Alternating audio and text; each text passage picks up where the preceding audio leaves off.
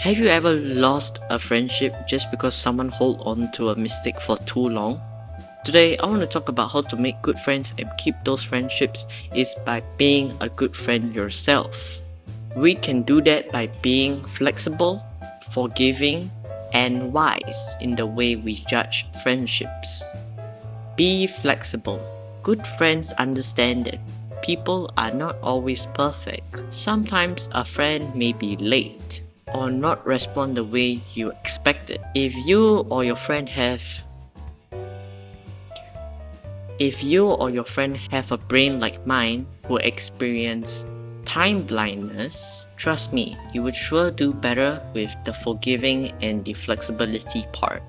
I am not saying that I'm proud of being late or I should be excused for being late. All I am saying is that my friends recognize and understand this challenge that I'm going through, and they patiently wait for me when I am late. They are also flexible and they send me reminders and stuff to keep me on track and not get diverted to another thing or get distracted by another thing. That is a part of being a good friend.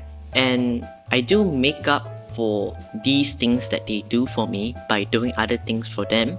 Instead of getting angry immediately, we can try understanding the situation first. When a friend says something out of the blue, instead of getting fired up and angry, be curious about why the friend says that. Ask for reasons before jumping or judging that friend, based on their actions. That will save the friendship. Flexibility helps friendships survive small mistakes. Be forgiving. Everyone makes mistakes, and being forgiving helps the friendship heal.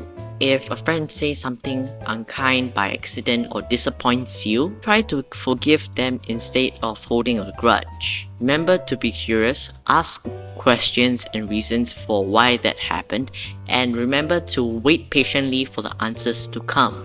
Because the friend is embarrassed, so they might take some time to open up again and share with you what actually happened and what made them do what they did. Holding on to anger hurts no one but yourself because it keeps your heart heavy and makes the friendship tense. Forgiveness frees both the friendship and yourself. Judge wisely. Being forgiving doesn't always mean ignoring every problem. We should learn to analyze, discern, and judge appropriately in friendships. This means asking, was this a small mistake? Or is this a repeated harmful pattern? Like once, my former friend who always liked to hide me his phone whenever we met up, and I try to talk to him and get his attention, since he's a kid and I'm a kid too. And it didn't went well.